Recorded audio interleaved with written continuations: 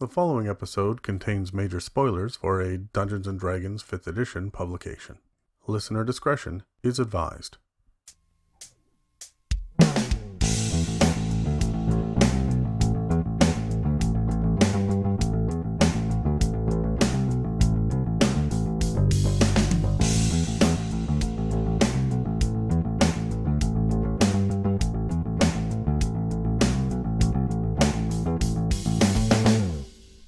Hi, and welcome to another episode of Legend Lore, the podcast series where two dungeon masters flip through one Dungeons & Dragons book at a time, giving their insights on the pros and cons of the publication in question. I'm Adam, and with me is Dan. Hello. And today, we're going over our thoughts on the Wizards of the Coast product, Guildmasters Guide to Ravnica, which you know because you clicked on the fucking link. Yeah. So, this is going to be weird for me because I have kept willfully ignorant of Ravnica. And most things. But I mean, I had to deep dive into Theros because we did the Theros lore episode way in, and Theros is technically a Magic the Gathering system. I couldn't do it with Ravnica. Like, I just see, oh, there's elephant people, and I move on. Okay, so you're really wrong. I love Ravnica. Welcome to the podcast. Yeah. Dan's really wrong. So, well, I mean, by now they know that. So, Why don't we make t-shirts with Dan, you're wrong? I wanted to get mugs made that said, God damn it, Dan, because I think I say that in every episode. Anyway, I actually really love Ravnica. When it first came out, I did a flip through standing in a bookstore, and I went, cool, cool, cool, yes, cool, awesome. And then I found some online sources which let me look at the races that they offer, Okay. as well as the subclass options that they offer, as well as the monster section. So the actual lore, I'm actually not that solid with. All the different guilds and shit, I only have a loose understanding of. Yeah. But I've got an idea for all of the stuff that the average player or dungeon master is going to kind of look in there for new, interesting options and ideas. Sure. But I didn't own the book until a couple days ago. Hey! And I have yet to crack the spine because I've been waiting for this. We are at that point now as Dungeons and Dragons podcasters where a new book will come out and we'll be like, listen, are we going to be covering this one or can I get it and open it? There's the begrudged acceptance that there's a high probability that we're going to have to crack open the book on mic for the first time between each other. I am totally 100% willing to spoil whatever I can because Wizards of the Coast is really, really good about not releasing spoilers. They'll give you a contents page and that's it, right? So I will spoil that shit up until release date, and then I will hold off on it. Now let's see if the mic will pick this up. Oh, That is the sound of the spine being open for the first time. how's it smell? It smells like a new D&D book, which is very exciting. So, before we actually get into it, Dan, what do you hope is in this? Something useful. I know so little about Ravnica as a campaign world. It feels weird going into a completely different mindset going into it because as listeners of the podcast know, I'm a big Forgotten Realms fan. I'm a big Faerun fan. I'm a big Greyhawk fan. I like the classic sword and sorcery. I like my classic sword and sorcery, and like the cover of the book, because we have the standard cover, not the collector's edition here, is like some chick with a lightning bolt in her hand wearing what looks like technomancy level stuff, and I'm just like, You love steampunk. I like steampunk. That looks like sci-fi level shit on there. And what I'm looking for in this book is something useful to put in my traditional sword and sorcery games. Okay. Because those are the type of games I run. What I'm looking for here, this is a big book about guilds. It's the Guildmasters Guide to Ravnica. It's all about 10 different guilds in this. So Ravnica itself, here's what I do know just from Magic the Gathering. I'm not a Magic guy, but Dave from the podcast very much is all about Magic, and he loves Ravnica. He was really excited when they released this, and he has told me that it is essentially the entire realm is one gigantic metropolis that is surrounded by mountains, and you cannot go beyond the mountains. So it is one giant city-state. Okay. However, parts of that city have fallen into ruin. So there are giant overgrown parts of it where nature has kind of reclaimed it. So there is still a natural aspect to it, but you're going through the old abandoned aqueducts and the crumbled buildings that vines have taken over. Okay. And shit in some ruined parts of Ravnica. There's a lot of flying, there's a lot of traveling, and there's a lot of magical experimentation. So when you see the technomancy here, the way that they have looked at it in Ravnica is they've said there are two kinds of magical experimentation that we haven't really played with before. One is warping the elements to be what we need them to be. Is that Eberron? No. Whereas Eberron harnesses elementals, this is almost genetic experimentations to make a fire/lightning golem and shit like that. Cool. Okay. Right. Or they do the weird biology where the Simic hybrids is a great example. Are the Simic hybrids in this book? From this book. Oh, okay, yes. cool. Okay, so it's where they take the idea of biological experimentation and they're grafting monstrous body parts onto people. Cool, okay. So see, that kind of stuff I could use in my campaign. Like, if I wanted to have a 3-session Dr. Frankenstein-inspired arc, I'd go to this book for that. Yes. Right? I wouldn't just throw a flesh golem in there and clap my hands and be like, oh, this is Curse of Strahd's version. No, I'd go to that book for it. So, what are you afraid might be in this? Like, what do you not want this to do? Honestly, I don't want a lot of technology. I mean, from what I've seen, it's not technology. It's weird magic. Yeah, you can just imagine that there's going to be lightning rods that harness the elementals, as opposed to there being computers. There's no computers. It's going to be Gothic level, Victorian level technology, not like... If even that. Okay. What I also hope is not in that book. I mean, this is going to be the first book we cover that focuses heavily on the Magic the Gathering world. Yep. I really hope it doesn't focus too much on trying to translate the mechanics from Magic the Gathering into Dungeons and Dragons. I can tell you right now, it does not. There are... I don't know. You've already said one way it does, where they're being powered by elements. That is exactly what Magic is, where you have to tap your mana, your elemental mana, to play a card. Look, the idea of there being different ways to focus and look at Magic in unique perspectives and whatnot, yes, they're going to have that in ways that we're not used to seeing in Dungeons and Dragons. Yeah. However, they also do that in fucking Eberron, right? Where they have a different way that magic works. It's all based on the Draconic prophecies. Yeah. Right? As opposed to the Forgotten Realms, which is, it's all the weave. Depending on where you go, Planescape, it's all about the cosmos, right? Yeah. So depending on what scenario, what campaign setting you're in, it is going to have a different view of magic. Theros is all the gods. This is all about magical experimentation. You're going to be pleasantly surprised when you realize how much of this is not mass-produced technology. Yeah. If you want steampunk and that level of thing, Eberron is the right answer. That's not what this book is. Okay, cool. Let's put it this way. I hope there's more TSR than Hasbro in this book. Yeah, I would say that there is. Okay, cool. That's a reference to all of my experienced Dungeons and Dragon player friends. All right, let's grab dice and let's roll to see who's gonna flip it open, and we're gonna go kind of bit by bit through this. I promise we're not gonna be as long-winded as we were with Atash's one. I don't promise that because I know us. All right. Oh, I got a nat 20. I got a 16. I think I've gone first in all of these. I mean, yes. So, Guildmasters Guide to Ravnica.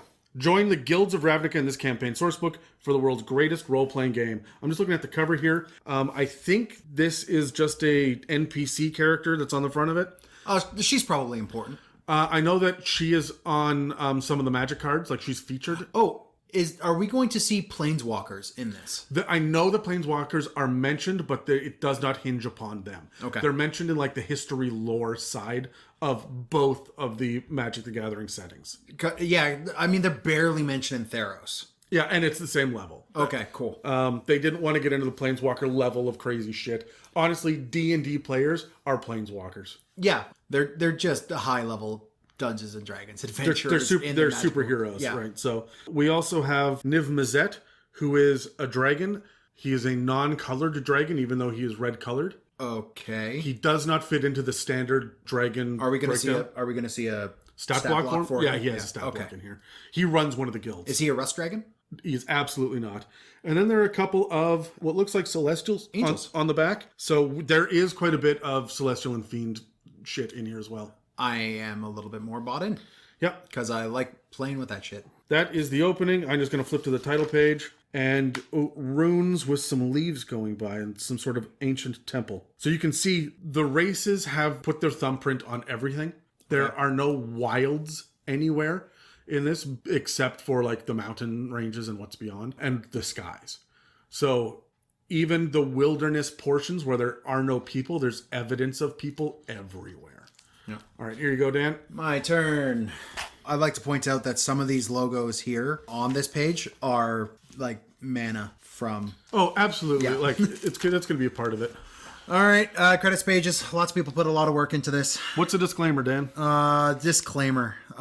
For those of you who don't know, who haven't listened to other ones, WotC has done this really cool tongue-in-cheek thing with every single last one of the Dungeons & Dragons 5e books. They have a funny little creative disclaimer.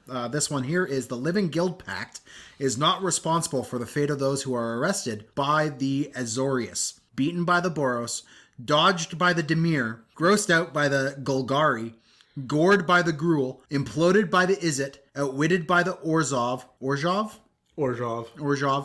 rousted by the Rakdos. Did you just want me to read this because I had a bunch of bullshit words that I would butcher? No, you're doing really well in this. I have not seen this as a disclaimer. Yeah. Subsumed by the Celestia, with it, that is with a S, it's not Celestia. No, it's Celestia. Or sickened by the Simic. Join or leave a guild at your own risk and get caught up in guild politics at your peril. So I like that. It's just creative. I like the alliteration with that. Those are the 10 guilds, right? Yeah. And each one of those is very in line with what the guilds are. Cool. Rousted by Rakdos. Rakdos is the evil carnival guild that is famous from this one. Oh, okay. Oh, and we know the Simic are the let's create weird biological terrors. So yeah. Sickened by the Simic makes sense.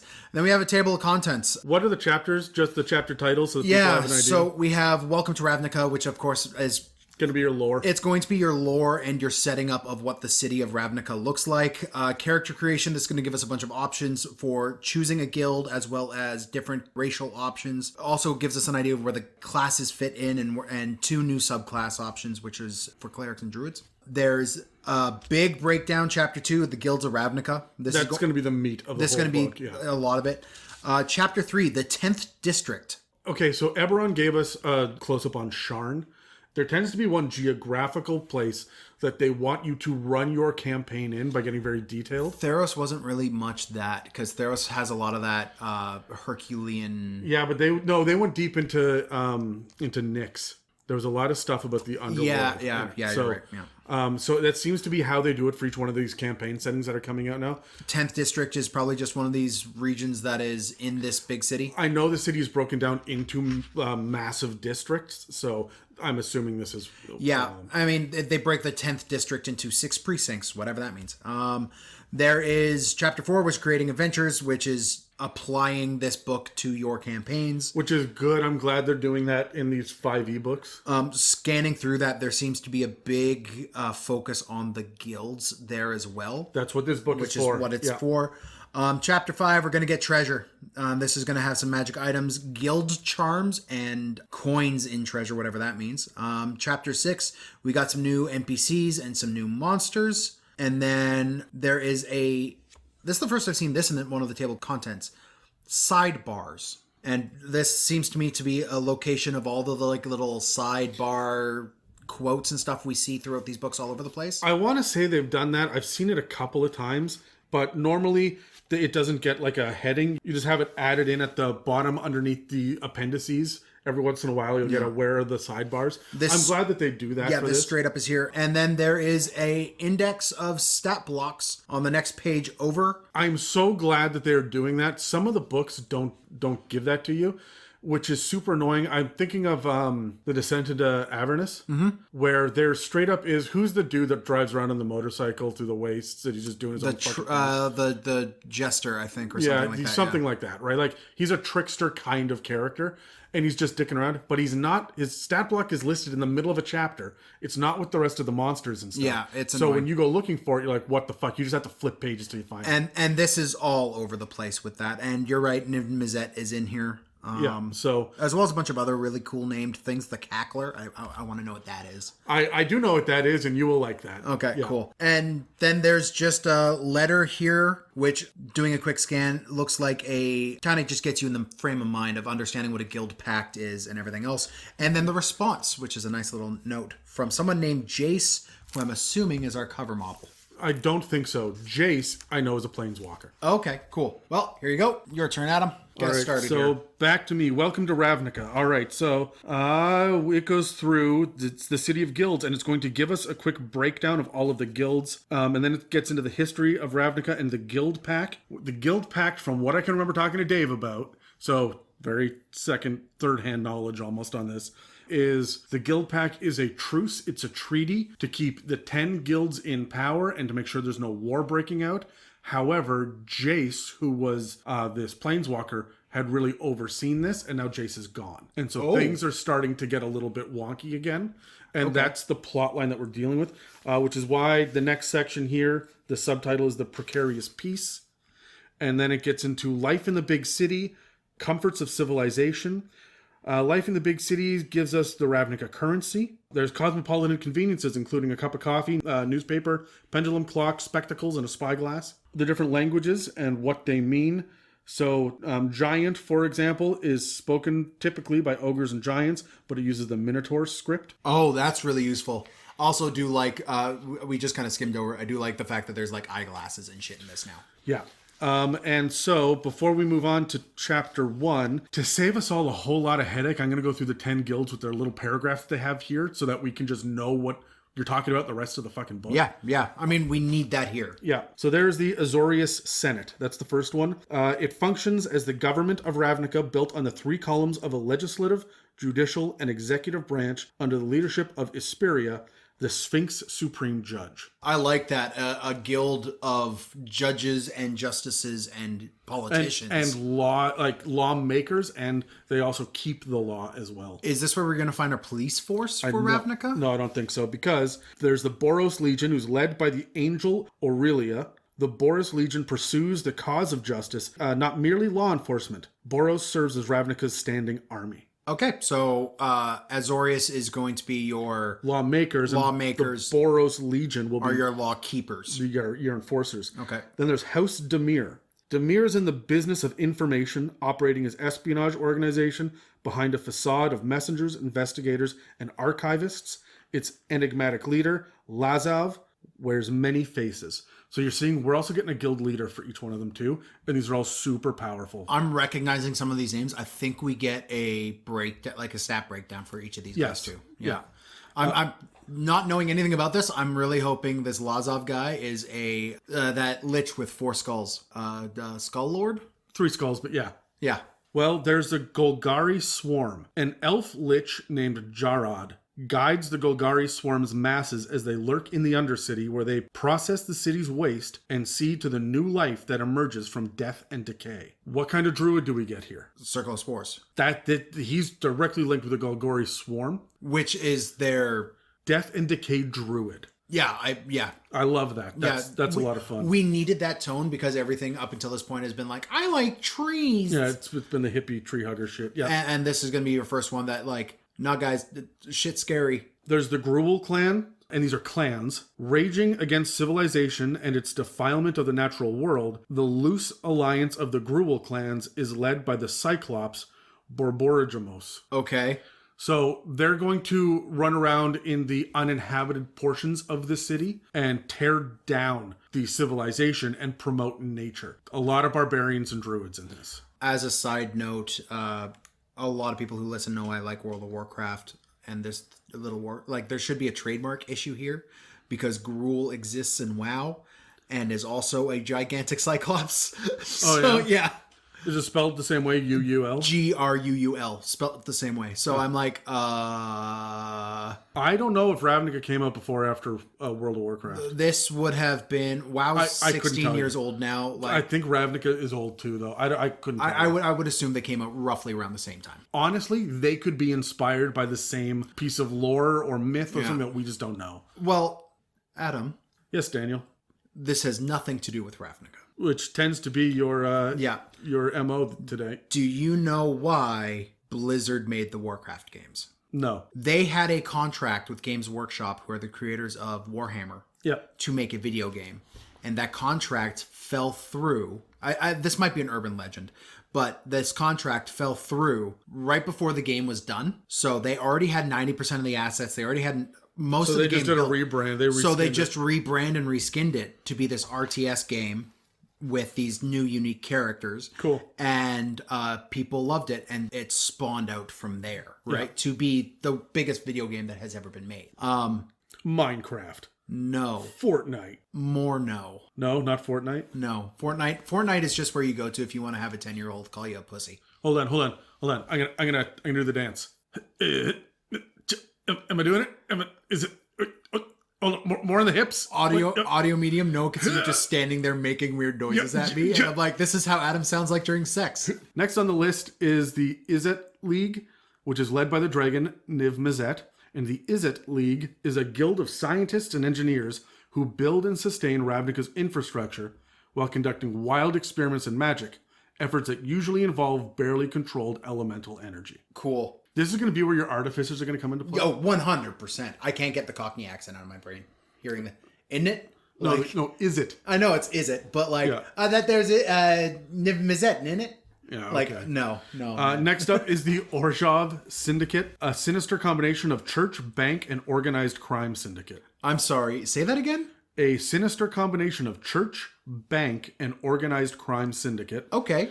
Middle Ages Catholic Church. Check. Yeah, the Orzhov Syndicate is controlled by the Obzedat, a cabal of ancient spirits often called the Ghost Council. Cult of Rakdos. The demonic cult of Rakdos is the jester in Ravnica's culture, using satire and performance to skewer the powerful and embolden the weak. But it is a cruel and bloodthirsty jester, in the manner of its demonic leader, and it supplements parody and levity with blood and fire. Also sells Fago. I don't get it. Insane Clown Posse. I don't get it. I am not a juggalo, and I've never... Oh. Anyone who knows anything about juggalos right now, they're laughing at that reference. Okay. Just moving right along. Celestia Conclave.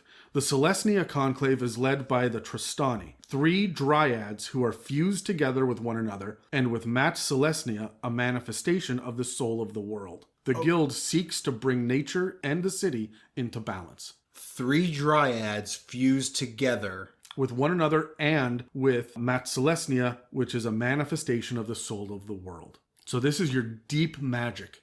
Yeah, this is, in your campaign, this would have been like the green. Yeah. Yeah, this is going to be your mother nature. Yeah, cool. And then the last one, of course, is the Simic Combine. Under the leadership of Prime Speaker Zagana, the biomancers of the Simic Combine apply magic to the life sciences, striving to create a harmonious future where creatures of all kinds are perfectly adapted to their ever-changing environment. The Simic magically hasten the process of evolution and adaptation of life. Cool. Evolution's cool, but it's too slow. I really like how we're standing up right now, but wouldn't it be cool if we had 9 legs? So these are people who do like tabs of acid and then figure out what kind of weird thing to make that elf. I'm going to hand this over to you for the next chapter. But before we go on, that is 10 radically different, unique kinds of guilds. Even the ones that are kind of aligned, like you see that, like there's a couple of these nature-based ones. They're not necessarily... They've got similar goals, but different methods. Oh, yeah. And so I just wanted to get your opinion, Dan. Does it interest you so far before we dive into it?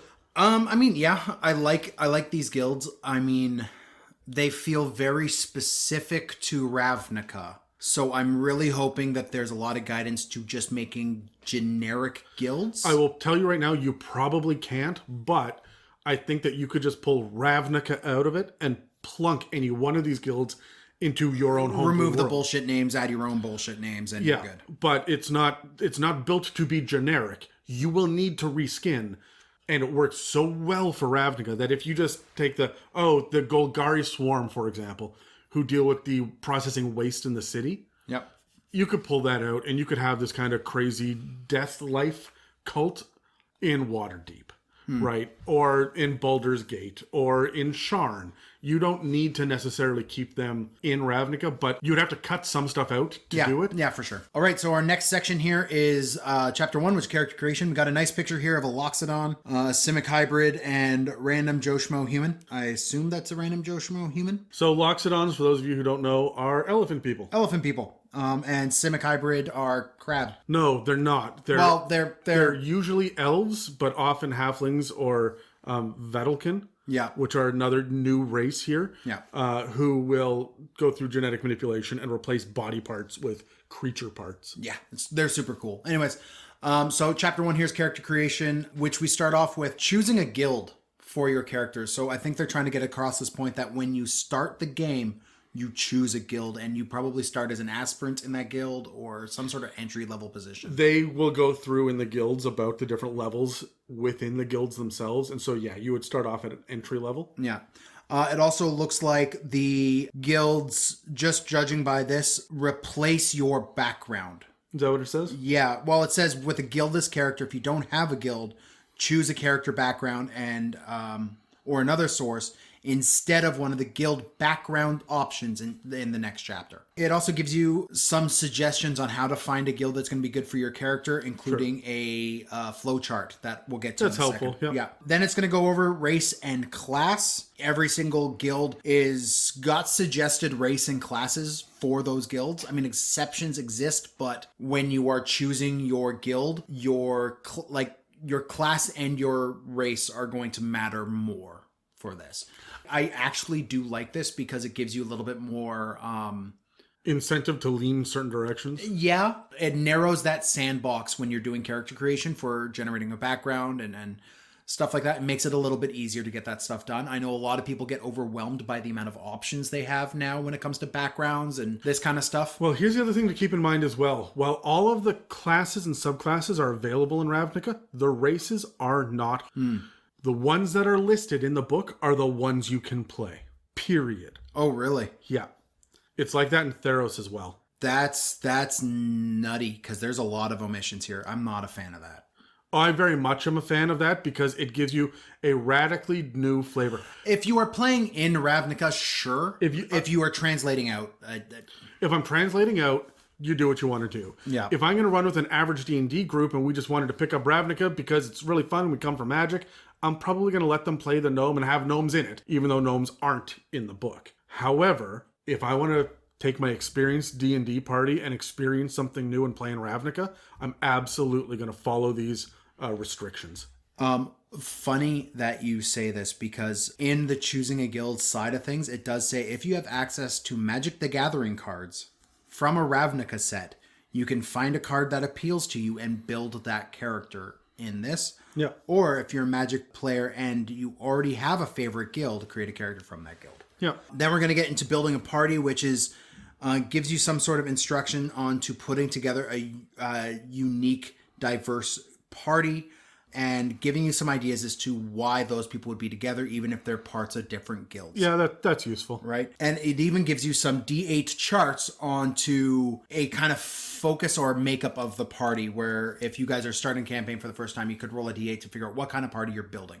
Oh, that's helpful. Yeah, so like a one guild party, everybody's in the same guild, or a chaos party, which includes a Gruul Druid, a Gruul Barbarian, a Rakdos Warlock, and a Rakdos Rogue. And it goes through, there's 8 options there, and then it gives you another D8 for a common cause. Why are you two together? Or why is your party together for this cause? Another D8 thing. As for races, as you mentioned, if you're playing in Ravnica, there's only these selection of races you could choose from. You could be a human, an elf, a centaur, a goblin, a loxodon, a minotaur, a simic hybrid, or a Vedalken. Yeah.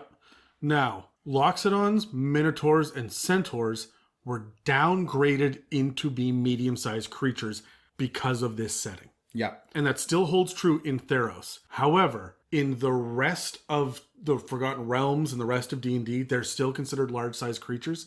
So if you're going to take one of these races and port them over to Forgotten Realms, you need to reconcile that difference with your DM. It does say here that aside from humans, elves, and a smattering of half-elves, the races of the player's handbook are unknown on Ravnica. No dwarves. No dwarves, no halflings. No gnomes or tieflings or dragonborn. Yeah. No orcs or half-orcs. Yep. I don't like it. Anyways, so we're gonna move on. Gives you height and weight for height and weight chart for the new races, assuming human and elves are going to be much the same as what you get. It's Vedalken, I think, that are going to keep people the most interested because it's a new phrase that if you don't know Ravnica, then you don't know Vedalken. Yes, Simic Hybrid along the same line as well, but the thing that really bothers me, Minotaur. Base height is 5'4" for a Minotaur. That's why I say they downgraded them to they're little calflings.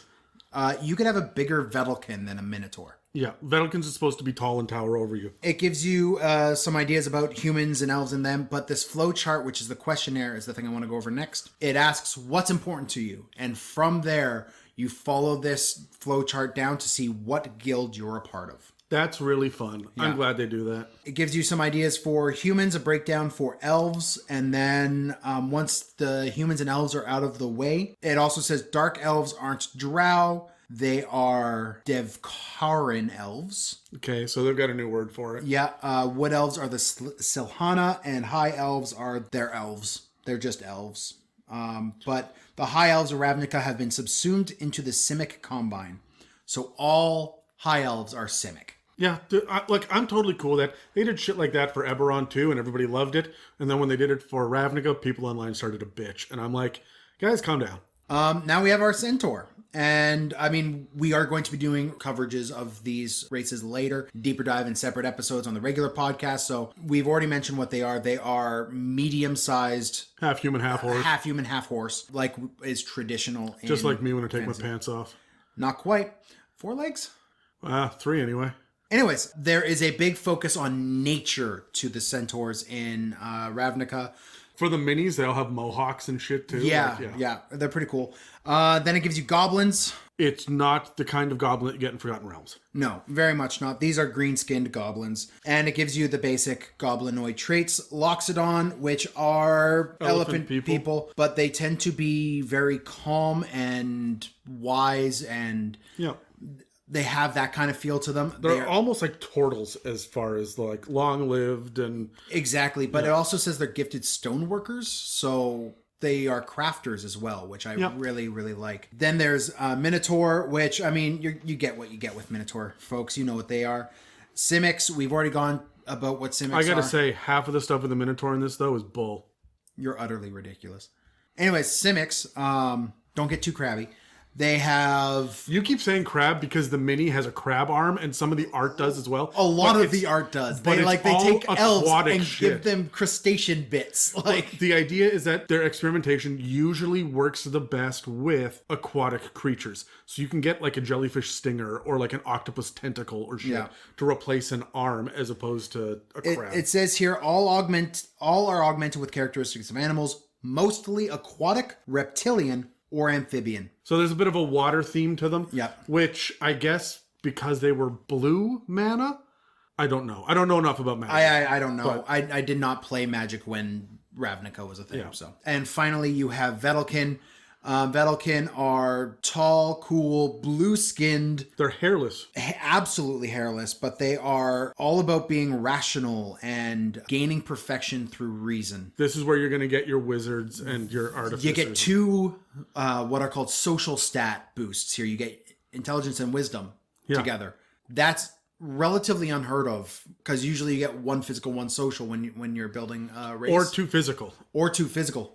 Not in this case. Here you get 2 social. So that brings us to all of our races. Any additions you have there, Adam? I like this. I like that it's limited. I like that we get weird goblins. I like the fact that we've got elves and a smattering of half elves, but not many. Yeah. I'm glad that we are rid of dwarves and halflings. I really like these, but Ravnica feels different now. Yes, it does.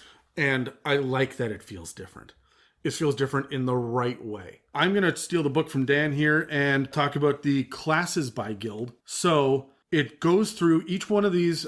It gives you a breakdown of the subclass and which guild they would be a part of. Cool. That's good for a little bit of guidance there. Yeah. It does not have anything on the Artificer because this book came out before Eberron did.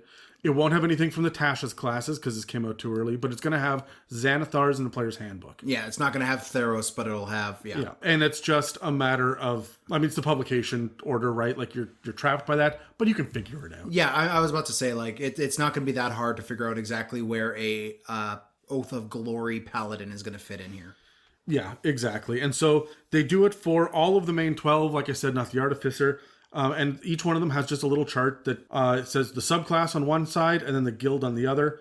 It actually has a little asterisk beside them which says this appears in the Xanathar's Guide to Everything. Oh, that's nice. So thank you. Yeah. So they really did their homework in this book. So I really like it. So far, it seems really well put together. I am also a big fan of the art style in this book too, but that's just a sidebar. Yeah. Magic the Gathering has far better artists than 5th edition does. 100%. I'm glad that they ported these artists over. They adapted some of the cards artwork, according to Dave, who looked some of this shit up ahead of time. Yeah. While we were discussing one of the other things, I looked up who this Jace guy is. Yeah. And we straight up have his picture at the beginning of the book.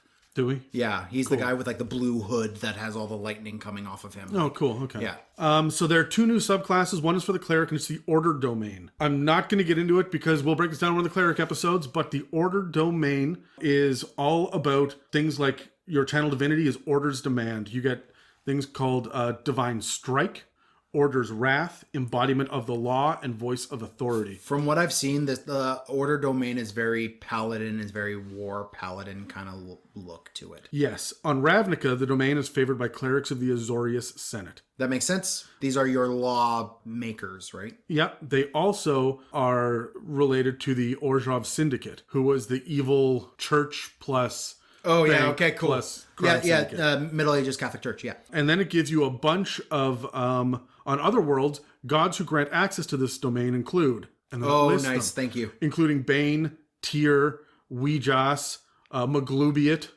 Anubis, Really? Athena, and Asmodeus. Maglubiet is weird. I like it, though. I like goblin cleric. I like the it. order domain. Yeah.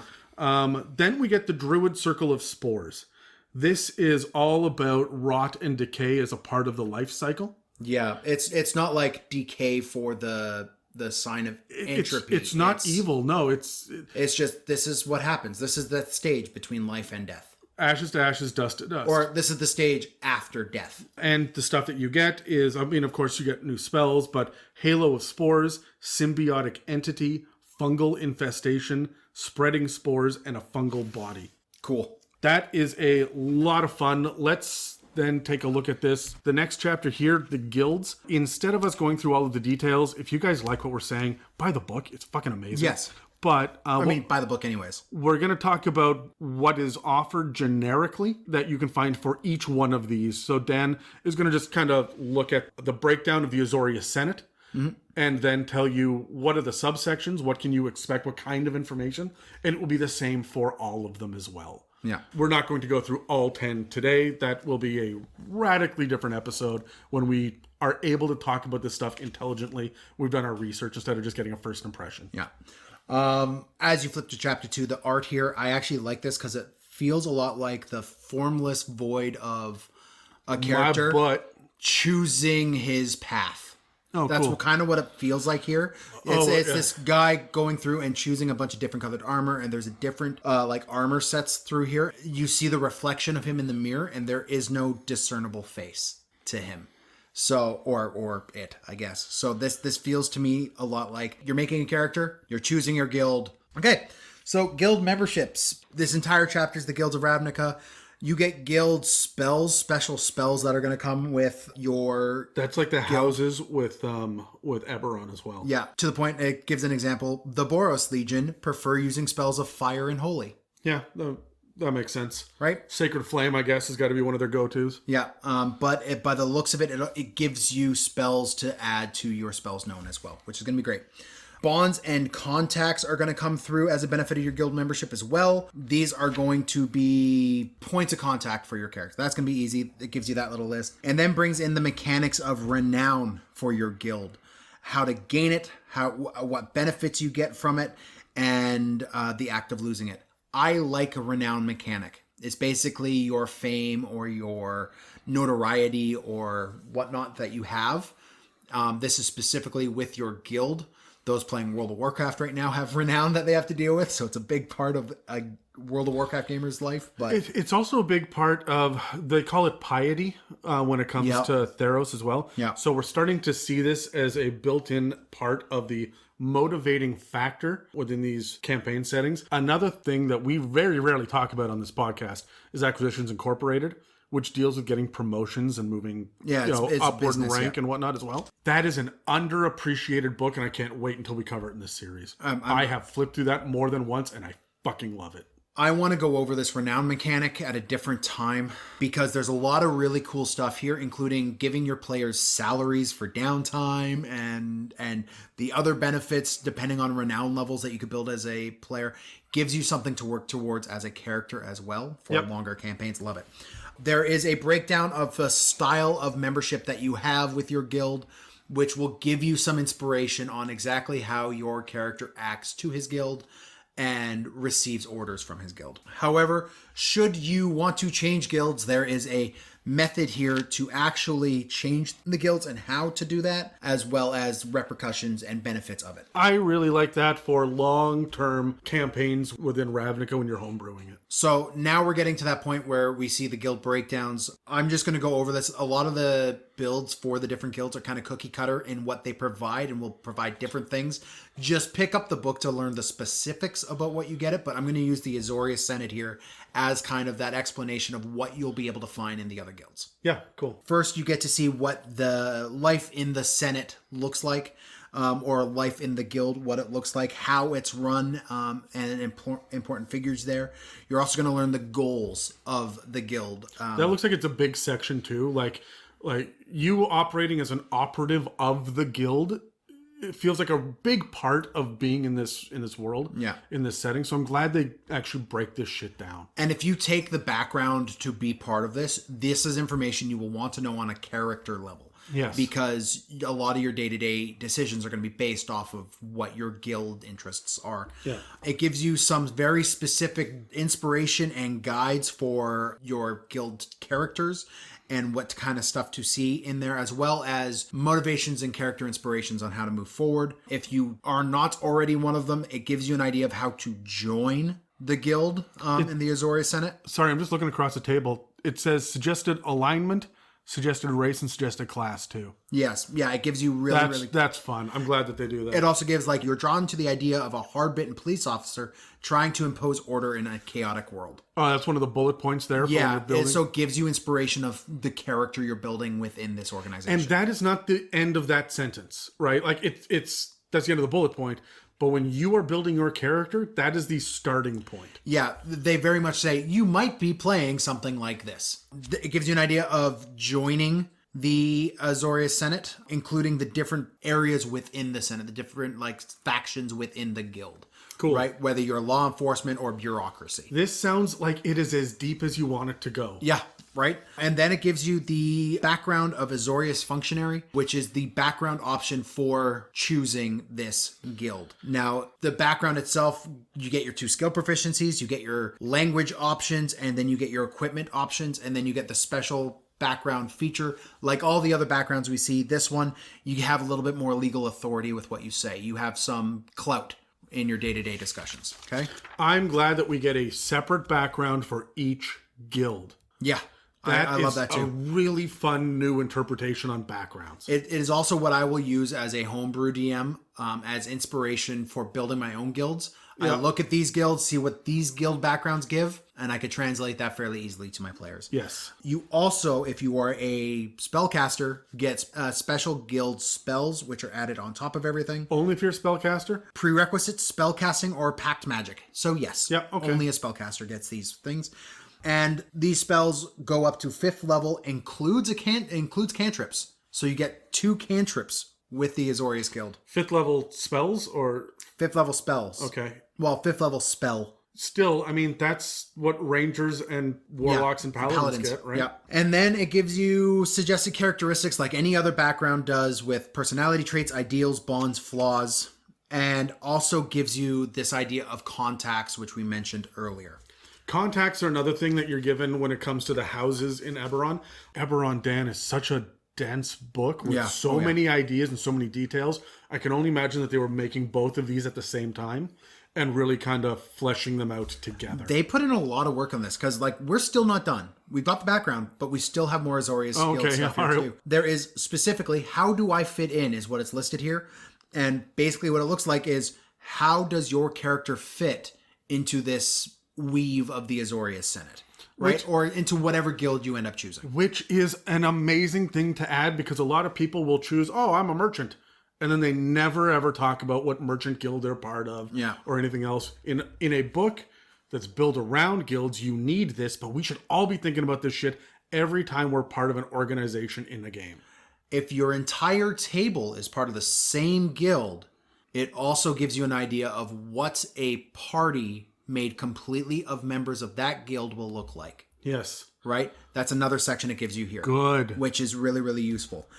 And then it gets straight up granular on rank and the benefits of renown, which is the system we had earlier, and how that applies to your guild. And there are different ranks and what they give you. Rank 1 is an official, rank 2 is an authority, rank 3 is a minister, judge, or senator, rank 4 is an arbiter. Cool. Right? Gives you 4 ranks. And then it's going to list the enemies and allies of your guild, including your guild's view on the other guilds. That's amazing. Yeah. To the point where it's like, let's take the Simic, for example. The Simic experiment with matters that disobey the laws of nature and the laws of Ravnica. We must not let them gain influence. Cool. And then at that point, we move on. And so all of the different guilds are like that. All right, so I want to give the ranks of them because honestly, it's a good way to figure out the flavor. But we'll start with the basic, which is, I guess, the background. Yeah, it seems like rank 1 is technically rank 2 because your background's going to give you a little bit of that first step. Yeah, you're technically already a part of it. Yeah. So there's the Boros Legionnaire, would be your base background. And then you get, it says Sergeant. Then you get Sky Knight, which are when you ride rocks, ROCS. I'm sorry. Pardon? Yeah, you get to ride flying rocks in this one. I'm in. Yeah. And then there's the Wojek as well, which is like elite soldiers. The next rank is the Brigadier. And then they've got special kinds of guards. And then there's captains and commanders. A lot of paladins and fighters, I would say. So House Demir looks like it is far more about being a spy and an operative. And so the background is called a Demir operative. Yep. And then your special, of course, you get spells, you get contacts and stuff. Your ranks are independent agent, collector of secrets, inner circle, guildmaster's confidant. I have a feeling when it comes to the Demir, your ranks won't be known to others. But if you are Boros, you are like, I am Legionnaire blank. You wear it on your chest. Yeah. Right? Yeah.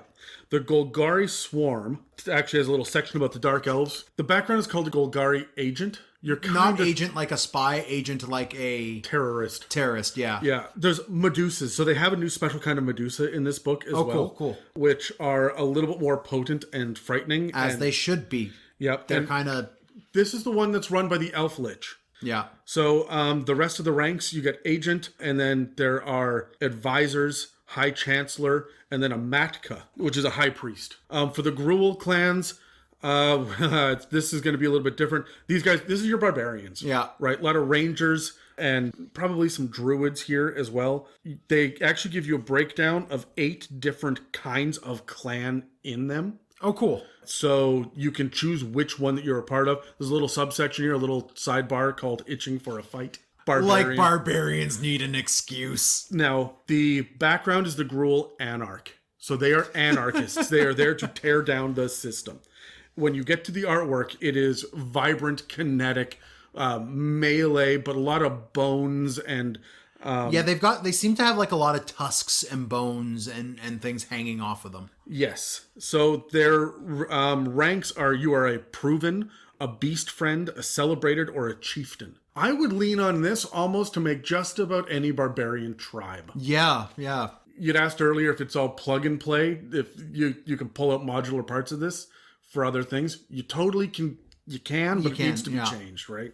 The next one is the Izzet League. And is it? You know, I do that every time as well. The Izzet League. Yes, it is. In the name of magical science is one of the sections in here. It gets into the different laboratories that are available, or laboratories for Terry. It feels weird that artificers were not brought in this book. I You think- say the words magical science, but you don't have artificers. I think that you spend so much time focusing on them in Eberron that, traditionally speaking, they're from Eberron. They should have given us an alchemist wizard in here, Yeah, okay. right? But anyway, the background is an engineer. Of course it is. Of course it is. And your different ranks are a researcher, a scorchbringer, a supervisor, another kind of researcher, a director, and an advisor. And you can tell from the artwork, these guys, a lot of Vedalken, and they are harnessing the elements. Yeah. The Orzhov Syndicate is going to be all sorts of super corrupt. Your background is the representative. Okay. Remember, these guys are lawful evil. These are going to be like your government suits. Yes. Yeah. And they talk about how there are enforcers and priests and advocates. Yeah, I like the one picture. You know how I've been saying, they're kind of like the medieval Catholic Church? Oh, yeah. There's a dude on the other page with straight up a rosary. Like, they lean into that. Oh, absolutely. The architecture in the background is very cathedral-like as well and whatnot. The ranks in here are a syndic, a knight, a ministrant, and a pontiff. Pontiff, yeah. The cult of Rakdos is probably the most famous thing out of this book, just because it is an evil carnival. Yeah. And people just really like that imagery. But this is very much of a cult. Like, the artwork is very jester and evil Harlequin, clown. yeah. So your background is a Rakdos cultist. It does not mince words on this. It gives you different performance options as well for these guys. Is it like music, or is it I bathe in blood, I breathe fire, Spike wheel acrobat, lampooning satirist, pain artist, yeah, okay. nightmare clown. This is where you'll find Pinhead. No. Pinhead is going to come from the... No, there's going to be like straight up sadists in this thing, right? Like, Oh, people who are yeah, like, yeah. I need to pierce my skin to feel alive. Like, Yeah, those... I mix pleasure and pain. I want to hang from my back. Yeah. Terry. You're going to find Terry here. You are also going to get the different ranks as an extra, a sideshow act. Yeah. Terry, okay. A sideshow act, a blood witch, a star performer, or the ringmaster. The Celestia Conclave, which was the one about the dryads that were mixed with Mother Nature. Yeah. This has military roles and religious roles in it as well. So they are another kind of order. And it says here that alignment, usually good, often neutral, but still militant. They follow that traditional nature druid kind of feel. Yes. You get real Roman legionnaire, but like in the name of nature off of the artwork of these guys. Their ranks are the Evangel, as in evangelist. Okay. The Votary, the Sigitar, Celestia Charm, the Equinaut, and the Hierarch. Oh shit, and there's more. There's a Guardian and a Dignitary as well. So there's a lot to work through here. Yeah, cool. Each one of these things has special roles listed, and sometimes I list them and sometimes I don't because some of the words are just nonsense. Yeah. But these special roles are, instead of getting this rank, if you do this kind of thing as well, you become this kind of special operative. You're a special operative, yeah. And then the last one, of course, is the Simic Combine. And the Simic Combine is all about this experimentation, biomancy. Your background is the Simic Scientist. And then your ranks are your Technician, your Researcher, your Luminary, your Project Leader, your Clade Leader, and your Speaker. Okay. So that's a lot of fun. We're getting a lot of really specific and a lot of really unique ways of looking at magic and government and guild and faction, ways that we don't normally see it in the Dungeons and Dragons stock standard perspective. So I'm really, really fucking enjoying this book. So now we're going to move on to chapter 3, which is all about this geographical location within Ravnica. Now, of course, Ravnica is a city the size of a world. The 10th district is a country, and the precincts within this district. No, I think you're too big. I think that it's the size of a country, but like United States, China, country. Yeah. It's not a world, it's a realm. Yeah. Right? And so these cities, these massive districts are going to be like your state, and then the precincts are going to be the cities within the... Well, it does say the district is sprawling, and to be governed effectively, it's split up into these 6 precincts, which each is the size of a small city in of itself, right? Honestly, I think about New York, DC, LA, London, where you have this gigantic, sprawling urban sprawl, right? Vancouver, where we live, is very much the similar thing, where there's Vancouver proper, but there's the greater regional Vancouver, right? Yeah. And as you spread out, you get very different feelings in different cities, but you're Richmond's in the same different place. from Coquitlam, different from New Westminster. Yeah. Yeah.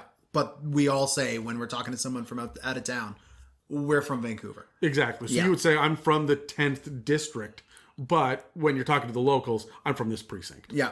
So the precincts all have different flavors. Precinct 1 is the hub of the wealthy and the powerful. Precinct 2 are the wealthy neighborhoods that are just set below that. Precinct 3 is the nature precinct. Precinct 4 is like the battlegrounds, So like a gladiatorial area. Precinct 5 is where the schools and all the learned folks are. And Precinct 6,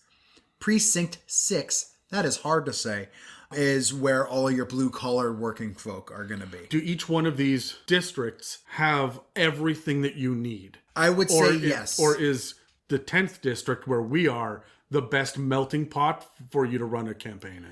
I would say the 10th, if we're talking districts, the districts has got that melting pot. It is you could spend the entire campaign in the 10th district, full stop. The precincts have their own entire culture, their own governance, their own everything. It's like different neighborhoods almost. Different neighborhoods that are fully isolated and have what they have.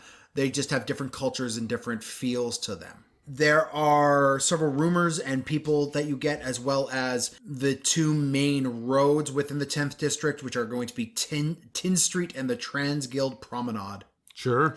Okay.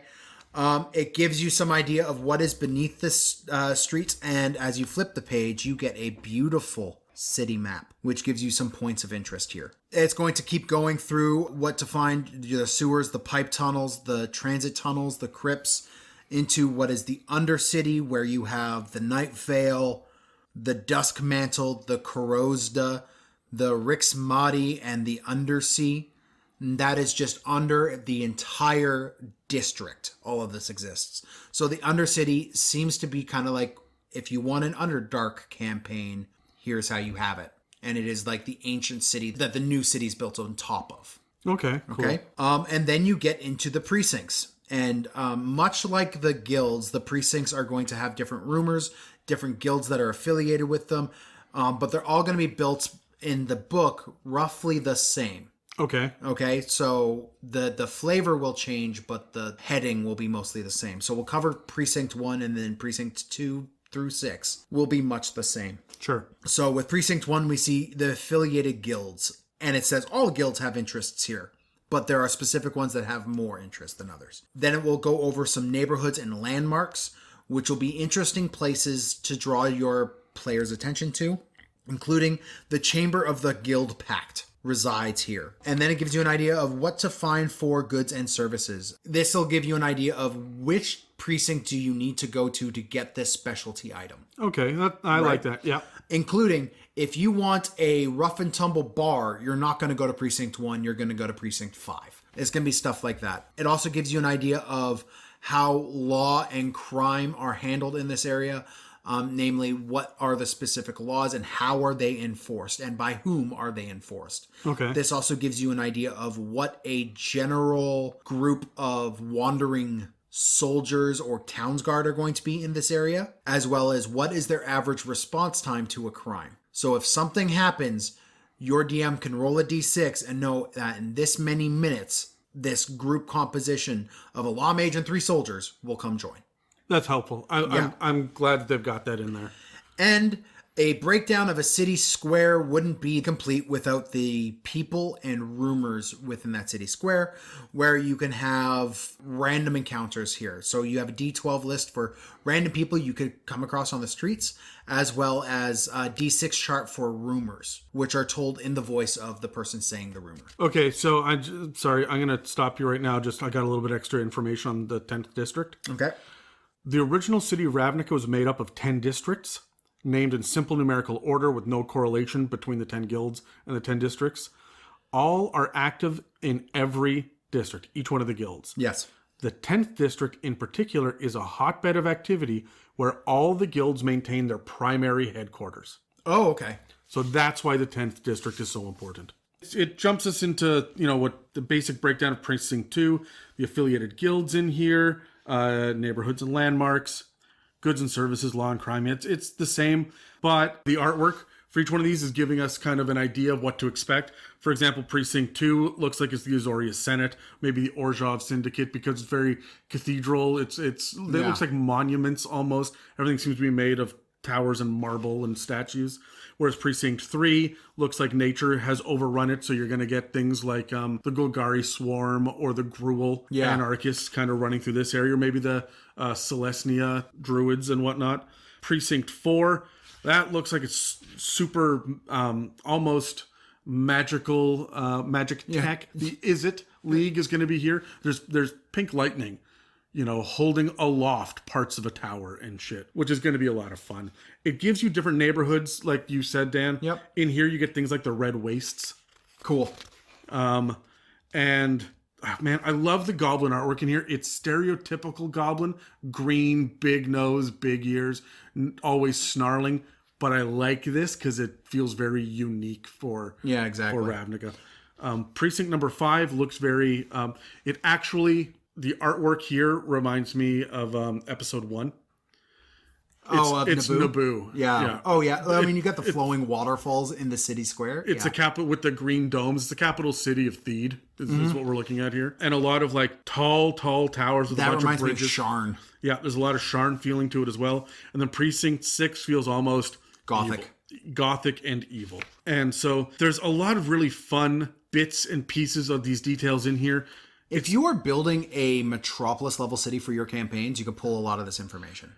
And frankly, I might do this instead of Sharn because Sharn is so deep out of Eberron. Yeah. There are, that chapter is utterly fucking massive. Yeah. And it is so well detailed and it's so built into Eberron, whereas this really does feel, as much as it's related to guilds, you can change the name of the guilds, change what the guilds want, and you can almost pull Precinct or the 10th district and just have that be a metropolis. Yeah, exactly.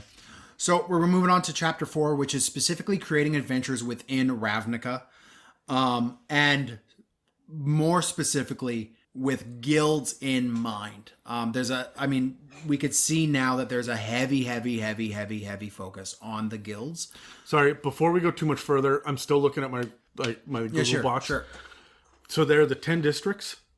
There are also other parts, the Mausoleum District, the Lake District, the Utvara Reclamation Zone, the Agarim, which looks like it's the ghost area. There's a big schism. The Undersea, the polar regions. So there's more than just the 10 districts. There's still kind of like the outskirts, the unexplored portions that are adjacent or within the city that people don't go to. Yeah, this is where you're going to get your exploration, your dungeons in Dungeons and Dragons. Yeah, cool. Well, if you want to make use of those dungeons, you could do that by creating adventures here, and your guild will likely send you out on different adventures. And this is how it bases you out of that. It gives you ideas of how to get your party going from whatever guild house you have, as well as the links between these two locations that you could do. It also gives you an idea of guild villains, specifically who is your antagonist, the big bad evil guy you'd have. I can understand how if you're doing guild type adventures, your big bad evil guy could just be that guild, that corporate, it's kind of disembodied. This gives you a focus. Specific person. Yeah. And gives you an idea of how to build them. It also gets even more granular with giving your character within that guild motivations and objectives for guild-focused adventures. And then gives you an idea, moving on, as well as to how to choose a guild with established characters. Yeah. Rather than before the characters are made. As well as if you have a different type of guild, it's going a little bit more generic here, pulling away from these named guilds and giving you an idea of running your own guild stuff. If you just wanted to be a merchant guild operating in Ravnica. Well, it has things like dungeon delve guilds or wilderness guilds or intrigue guilds or mystery guilds. So not one of the 10 governing bodies that were part of the guild pact. Yes and no. It kind of gives you, this is a dungeon delve is the type of mission or adventure you're going to have. Here are the guilds that they've provided that would be interested in giving you that, right? So this chapter is very similar to the chapter that's in Theros and the one that's in Eberron, and it seems like I don't know if there's one in Wildmount, but I suspect probably not. No, I suspect there is because I think they're doing this for each one of the campaign settings. Okay. Where they say how to run adventures. Here's the book. Here's all our details. Now, what the fuck do you do with it? Yeah. That's what this book is. This is going to be your practical application. Yeah. You also have a section on involving characters. This is going to be for your DMs to be like, hey, Yay. here's how you pull this guy over. It says here cross purposes, which is a D10 chart that starts the villain's activities, roll on the D10. So it's like the villain's activities threaten a character's contact or bond. Or This is useful shit that should have been in a fucking Dungeon Master's guide. yeah. This right? is generic. I like that it's here. It's really helpful. But this would help everybody instead of just table after table of magic items. This section seems to be all for DMs building a campaign with guilds. Yeah. Right? Because it goes on here with complications as well. So you have what this villain is doing. Yeah. And then you have your guild mission that you're sending the adventure party on. And then further complications, which is another D8 thing, which is like a rival pursues the same goal as the adventurers. They're giving you fleshed out plot hooks, which is a lot of fun. And also giving you intrigue within the guild. Like they're giving you a lot of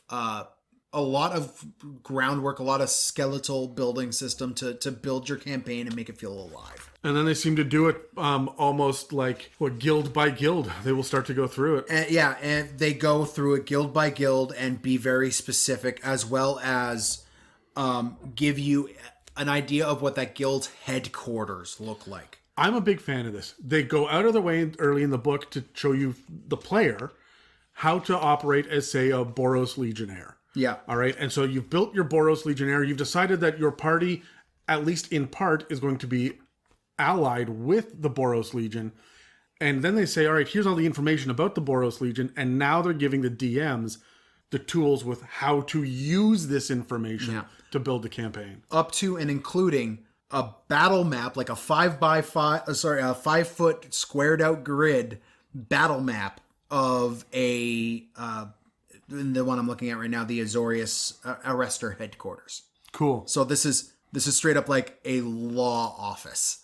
That's amazing. And do they have one of these for each one of the... They got one of these for everything, including if you are a character within this guild as well, more goals, more assignments, more adventure hooks. Good. You're going to find all that here.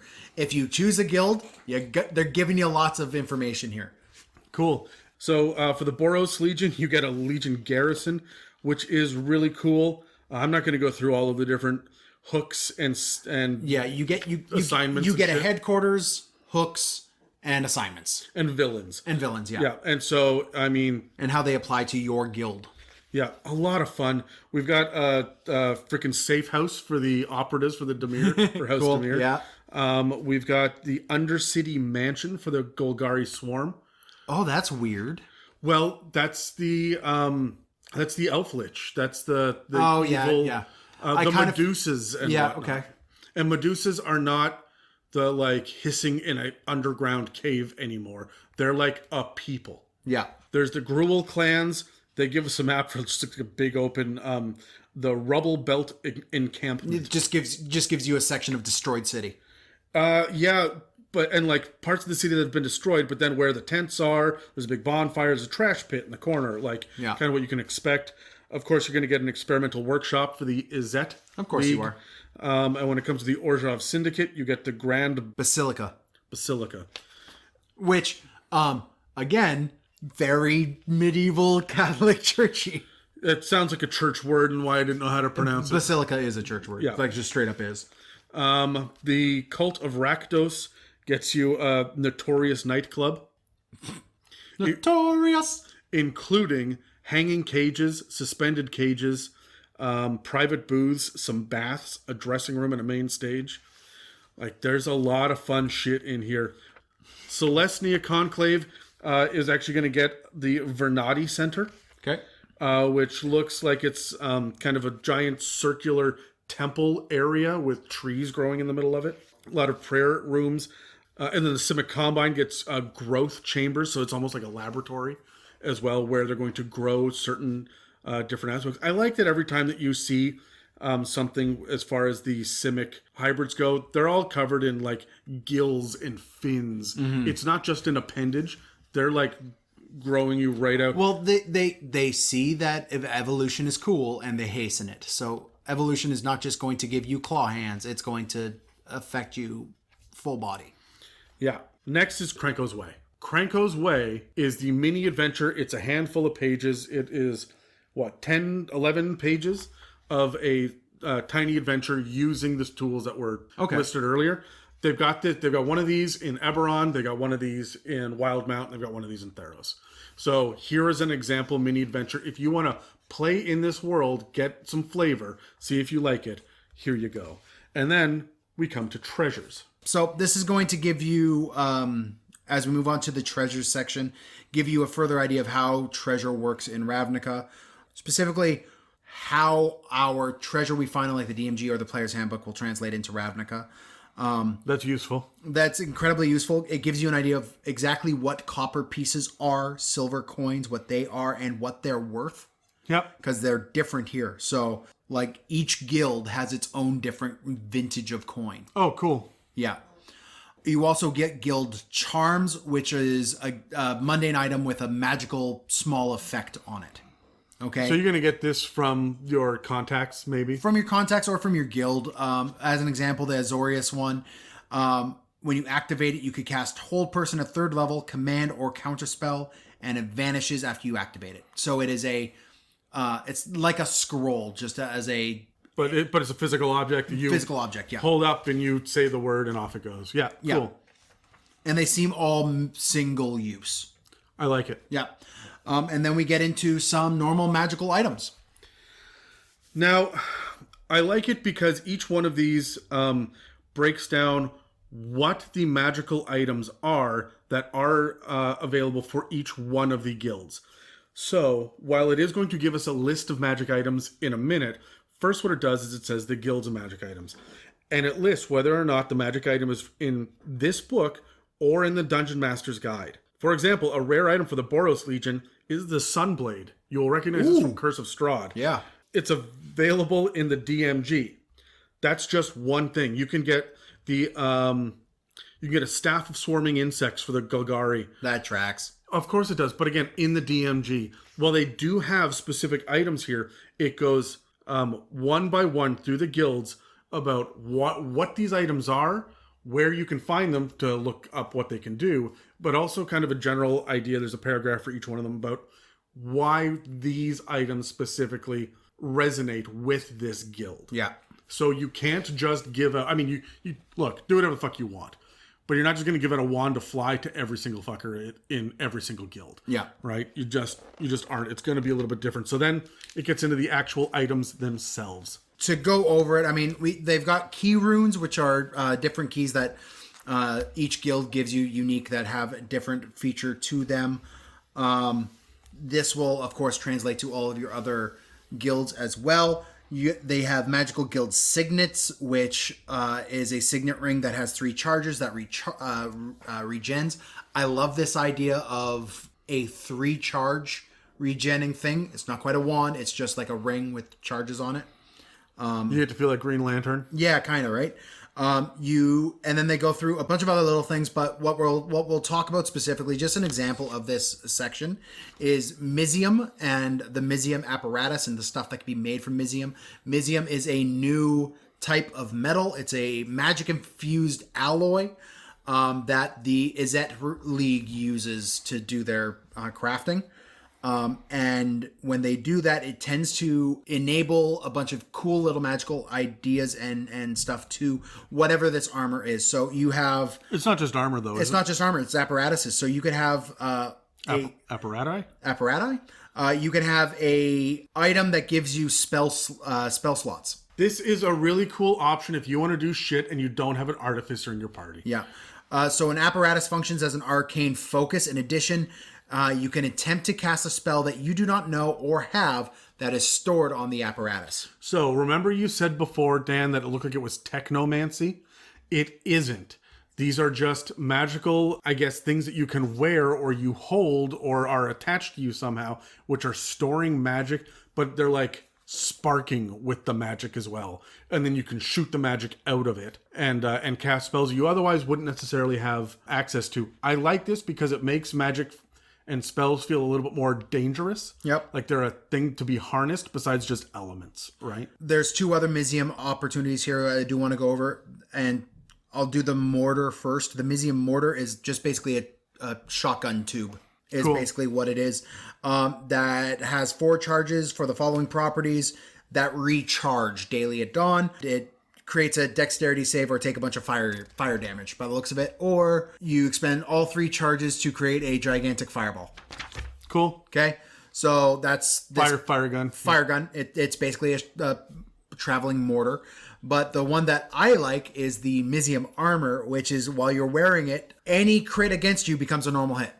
Yeah, that's amazing. That's a lot of fun. In addition, when you're subjected to any magical effect that allows you to make a strength or con save, you get basically evasion for strength or con saves. Cool. Yeah. So this is the kind of stuff you can see from the Mizium here. Then you get a bunch of further items that are really, really cool, have a bunch of little flavor. A lot of it is focused on, not surprisingly, the guilds. Next, we move to some friends or foes. Friends or foes. I love the picture that they have of the giant crocodile with crab arms fighting a giant tree covered in balconies that are fighting above a city, Godzilla style. Freaking kaiju level. I see. You don't get this in regular D&D. No, it's you a don't. lot of fun shit going on. The closest thing you have to a kaiju in normal D&D is the Tarrasque. Yeah. The like Elder Tempest Leviathan level of gargantuan elementals, and I guess the Warforged Colossus. Yeah, I mean, but they Eberron? took colossal size away. I know. I don't like it either. They really need to bring it back, especially because some of the minis are starting to get that big. So the next section is called Friends or Foes. This is the section that I'm most familiar with because as a DM, I went leaning on this shit to surprise you, specifically, Dan, in our campaigns. So Okay. there's a lot of stuff that I grabbed. I was picking up minis at the time going, ooh, cool, what's this? Because I knew that you hadn't seen the Ravnica shit. Oh, yeah. I remember the first time you put like a Simic hybrid on the table. I'm like, what the shit is this? Exactly. So what's really cool here is that, again, depending on which creatures that are in each guild, it gives you a table at the beginning of the chapter that tells you what kind of creatures are associated with the guild and whether or not you find it in the monster manual or Ravnica. Oh, that's awesome. So you don't need any other books to run this. This has told us repeatedly that you need the Player's Handbook, Xanathar's Guide to Everything, the DMG, and the Monster Manual. Hard stop. You don't need Volos. You don't need Mordenkainen's. You don't even really need for this book, you need Xanathar's. Yeah. This makes it so that it's a relatively early buy if you want to get into it. Yeah. And will actually impact your game no matter what. Yeah. And each one of these tables, by the way, is not short. They each have 20 options or so on them. And they list all the monsters by CR level as well, and when they're associated with each different one of the... They've gone into a lot of like this cross-guild conflict that happens. So if you are Azorius and you are fighting a Rakdos cult, right? Rakdos cult. This is going to give you an idea of what kind of monsters you could find when you're fighting that guild. Yeah, and you may have, because you're from Azorius, for example, you would have griffins and precognitive mages and a Sphinx of Judgment on your side. But you may also be fighting, from the Rakdos creatures, a Megman, a Cult Fanatic, an Ogre, a Hellhound. Oh man, they got a lot. Rakdos himself. Yeah, Rakdos himself is one of the things. I think that for the most part, all of the named like leaders are listed on these tables as well. Oh, cool. And then we get into the actual bestiary itself. There is a small section where there's guildless creatures, and they include Undercity denizens, the undead, what's called the guildless, which are NPCs from the Monster Manual and other sources that can just be the ordinary folk. Yeah. Then there's ordinary animals, specifically drakes. Okay. Which are... No front legs. No front legs, and they're about the size of a human. They're not as big as a wyvern. Oh, okay. Drakes in D&D 5th edition are like medium-sized creatures. Yeah, okay. I like that. Yeah, but these ones are different than the guard drakes or the ambush drakes that we've seen already in the edition. These guys fly. Those ones are like lizard dogs. They're like dogs, yeah. And then there's also pack beasts, including things like the brush strider, the Ceratok. Sure. Yeah, there's just a bunch of new fucking nonsense names. But you use the different Monster Manual stat blocks for like elk or rhinoceros or mammoth or whatnot for these. So name it this, but use this. Yeah, and it gives you a brief description of what it is. And then just really quickly before I hand it over to Dan, the bestiary does stat blocks by creature type. We get 3 new aberrations. We get 6 new celestials, 2 new constructs, 1 dragon, which is Niv-Mizzet, 4 elementals, and each one of them is a mixture of 2 different kinds of elements. Cool. 2 new kinds of fae, 4 different kinds of fiends, 6 new giants. Some of them are cyclopses, cyclopses. Yeah. And then a fuck ton of humanoids. I was like, is he going to count these ones on the spot too? No. There are also 9 different kinds of monstrosities, but 3 of them are the different kinds of krasis, which is evolutionary, like upgrading, almost like Pokemon. Boom, boom, boom.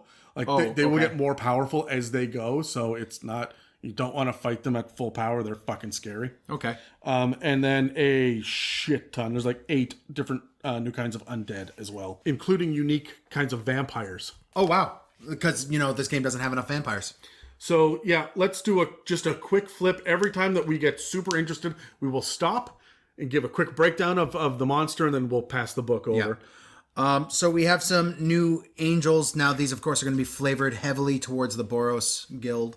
Not necessarily. Not necessarily, actually. Wow, okay. So we have Boros angels, which are your traditional, like, guardian battle angels, feathery white wings. But you also have Orzhov. Which are, like... And that's the evil church. Dark, evil, like, black feathered wings to them. You have the Archon of the Triumvirate, which is it's a new Archon we get. We have gotten so few Archons, which are your lawful neutral angels kind of things, right? So this is a CR14 angel, which is, yeah. I mean, all the Celestials, all the angels have been high, but it's good. Are the other ones that high, though? The new ones? The other angels, CR5, CR12, CR14. The CR5 is nice. That's the lowest level of angel that we have, yeah. And we have said that the focus on celestial combat is lacking in D&D 5e. So giving a couple more options there helps. Yeah. We have a new elemental, which is the Arclight Phoenix, which is that purple lightning, pink lightning. Yeah. It's Arclight. Pretty cool. CR12. And then we got a Conclave Dryad.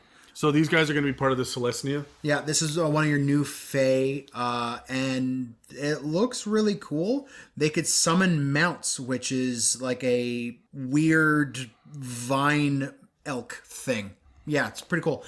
Next section is demons, so I'm just going to hand this over to Adam. All right. Now, I'm excited about the demons. We're going to try to go through this pretty quickly because we're not going to give a breakdown of every one of these monsters. There's a lot of them in this book. Yeah. But it's really going to flesh out your opportunities as a DM to whip these little fuckers out. There's also some cool opportunities if you want a sidekick or you want to go into Tasha's and get that NPC, you could use one of these things. Yeah. For example, there's the Cackler, which is a new kind of demon. He looks like a tiny, or he's a small, rather, little chaotic evil gremlin with big fucking minotaur horns off the side of his head. And he gets Last Laugh and Mimicry. He also gets a spiked chain. You get Master of Cruelties and the Sire of Insanity. These are parts of the Rakdos cult. Okay. So the Master of Cruelties...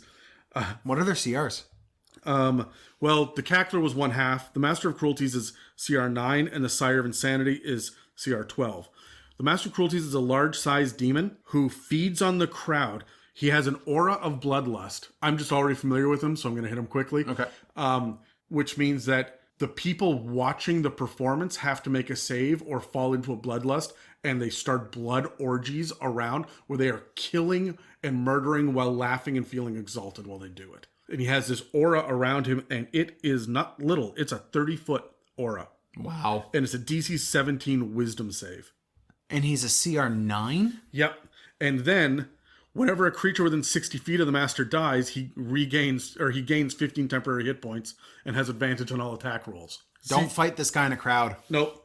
But he also has captivating presence as well. Each creature within 120 feet has to succeed on a DC 17 wisdom save or be charmed for an hour. He is more powerful than CR9. What level? Master of Cruelties. What level 7, 8 9 character is making a DC 17 Wisdom save. I know, makes it scary, right? Sire of Insanity has the aura of mind erosion. He literally sends you off to be fucking crazy. He's a huge fiend. And he looks like one of the cave trolls almost with giant horns. Okay. The cave trolls from Lord of the Rings. Yeah. And then we start to get into things like the evil lich, the elf lich. We have new kinds of celestial as well. A Felidar is a new kind of almost like lion with horns celestial. Cool. I want one of those as a mount. That thing looks badass. I don't think that you would get one because their intelligence is 10.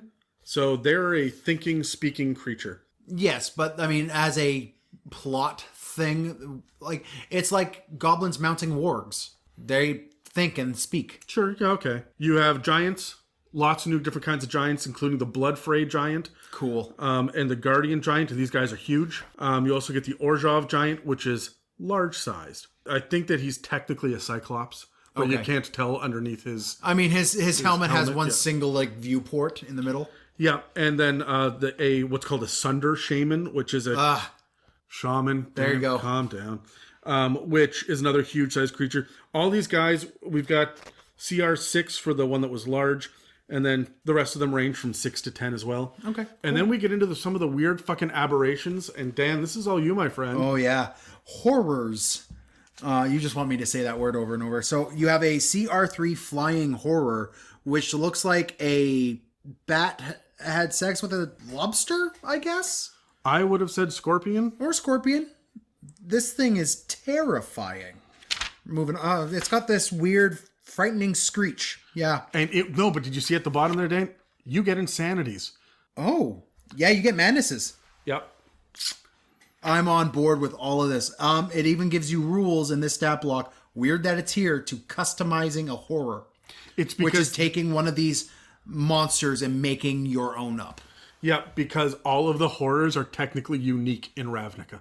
Oh, really? Yeah. Okay. So we have our shadow horror, which is a large neutral evil aberration. You have he basically looks like a evil ghost guy. Thanks, Dan. Yeah, no worries. You have our skittering horror, looks straight out of Starship Troopers. And then we're moving on to some undead with a indentured spirit, which, I mean, looks like Scrooge's buddy. Just a ghost covered in chains. And then we have weirds, which, Adam? Weirds are one of my favorite things because this is actually where you start to merge the elements. They're not elemental golems, but if you think about it like they are, they have been crafted and been put together by the Izzet League. Some of this kind of seems like a one of those unhappy circumstances that comes up. Like these guys are taking the elements, they're mixing them together to create something cool, and then oops, we just created this thing accidentally. Like some of these things kind of look like the waste of a magical experiment. They are very much experiments gone wrong. Yeah. That are uncontrollable and are out there in the world. You get a blister coil, which is fire and water. A flux charger, which seems to be just pure lightning, but it's been harnessed. It has what looks like skeletal angel wings as well. Okay. And it looks like it's harnessed within a metal contraption. Remember there was the apparatus? Yeah. They have made one roughly in the shape of a human skeleton, and then it just has lightning in and around it. Then they have the galvanized weird. Kind of looks like ice and lightning. It's ice and lightning. And then that puts us into the Krasis. I talked a little bit about it before. The Krasis are these weird Simic Combine creatures that the Biomancers have created. They've got Category 1, Category 2, and Category 3. There are different adaptations you can give them. There's very specific artwork given. Like, one of them looks like a giant crocodile with, like, almost humanoid-ish legs, but a big bullfrog, like, cool, yeah, pouch underneath its jaw. That is just one of the many different kinds. You roll in a D8 table to find out if it has flight or bioluminescent marking or a hypnotic display or a venomous sting. And then there's a D8 on the minor adaptations as well. But the big difference is they go from medium to large to huge. Cool. So they do get bigger and they do get scarier. Next are going to be the Crawl. The Crawl are a group of the... Kraul. Yeah, they're a group within the Golgari swarm. They're another one of those insectoid races that we see. We get a lot of them. How intelligent are they? Are these actually a race? 10. So yeah. Yeah. So you get Crawl warriors and Crawl death priests as an idea here. And the Crawl death piece is one of the coolest pieces of art I've seen in a long time. A gigantic undead insectoid lich is the thing you get from this. And it's a CR4. So it looks really cool and you could throw it at a tier 1 party. Yeah. I'm on board with that. That's really neat. You also get things like the Nightveil Spectre, which rides on a Gloamwing. Dan, you guys fought one of these things in your campaign. Pain in the ass. Yeah, the Gloamwing is a big undead-looking giant bat. Yeah. And the Nightveil Spectre is an undead rider of it. Then you start to get into things like the Niv-Mizzet Cyclops and I've seen this art in a card. This is one of the ones where I've seen the card. yeah, this is one of the Cyclopes that serve the Izzet League as kind of protectors and heavy laborers and whatnot. Cyclopi? Then you get a whole bunch of different breakdowns for the different kinds of Simic hybrids, including spies and shockers. You get a breakdown for the specific Skyjet rock. Yes. It's large. It's not the gargantuan. It's there for being a mount. Yep. We covered the Sky Swimmer in one of the monstrosity episodes. There are thralls, including servitors and winged thralls. What are thralls? Thralls are for the Orzhov Syndicate. When they rip the soul from its body to create a spirit, the cast-off remains go to the flesh mages, who use their necromantic magic to liquefy the corpse and transform it into something useful. They're constructs. That is metal as shit. Isn't that fucking awesome? Yeah. Next, we have the Undercity Medusa. They're often called Gorgons, it says, and I think these have that traditional Greek Medusa level threat to them. So in regular D&D, as we've said before on the podcast, regular D&D Gorgons are these metal bulls that breathe a paralyzing or a petrifying breath attack, whereas Medusas are your typical snake-haired But Greek the layers. traditional Medusa, this turning into stone takes forever and it's easy to avoid. Yeah, right, but in Greek myth, a Gorgon is the race that Medusa is from. Medusa's a person, not a kind of creature, right? Yeah. So in Magic the Gathering, every time that you have a Medusa, it is a Gorgon. There are also in Theros the same kind of thing. So you're going to get new kinds of Medusas. They reference them as being Gorgons, and the flavor script don't get them confused with the metal bull. Yeah. So the Medusa in Ravnica has snake tails for hair, not snake heads. Yeah. Which is really cool. And their gaze for DC 14, if you fail it by 5 or more, you're instantly petrified. Instantly. Yep. So what's the CR rating? They're CR 6. So these are going to be a threat early. And then you get a bunch of new vampires. I think there's only a couple, but... Yeah, you get the Blood Drinker Vampire, which is... A weaker vampire? It is a weaker vampire. Well, I mean, it is a weaker vampire lord. It is still a CR8. Yeah, but vampires, by stat, a vampire is CR 15. Okay. This makes it so that you can fight vampires earlier. Yep, that's true. And then you have a Mind Drinker Vampire. Which just reminds me of... what's his face from What We Do in the Shadows? Oh, yeah. The Baron? No. The energy vampire. Oh, yeah. They siphon your mind. Then you have a worm.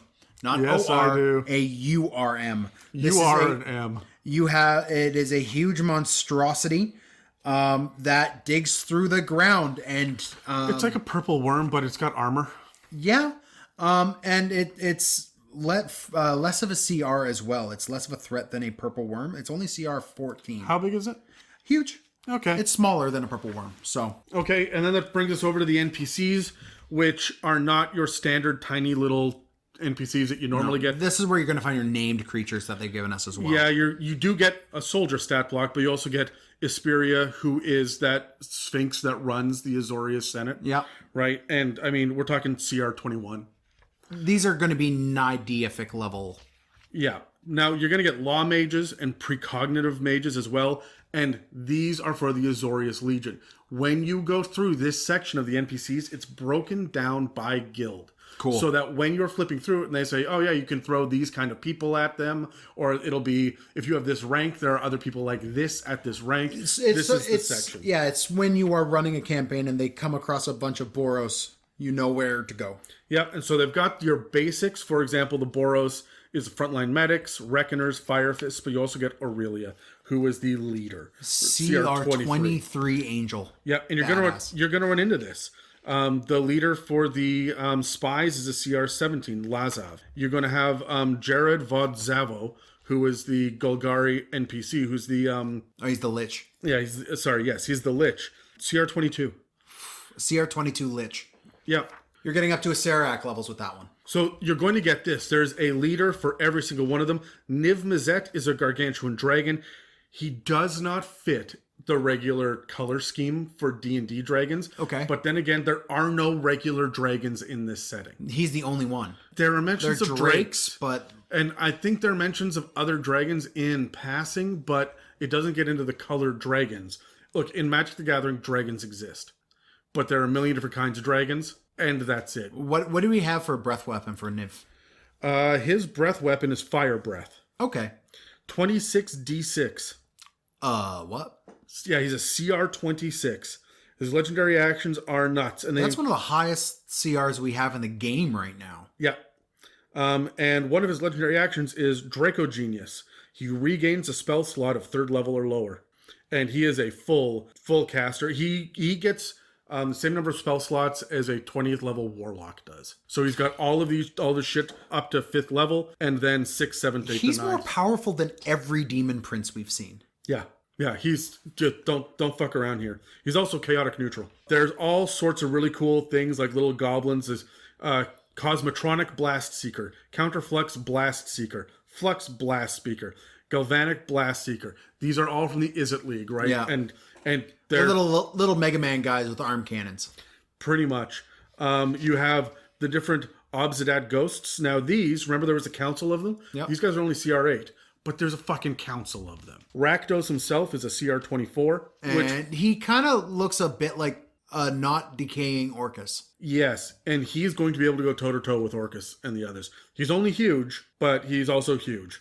Yeah. So, and he gets all sorts of crazy, horrible things that are called the Curtain Call Scythe weapon. There is Sadistic Revelry and Touch of Pain. Those are legendary actions.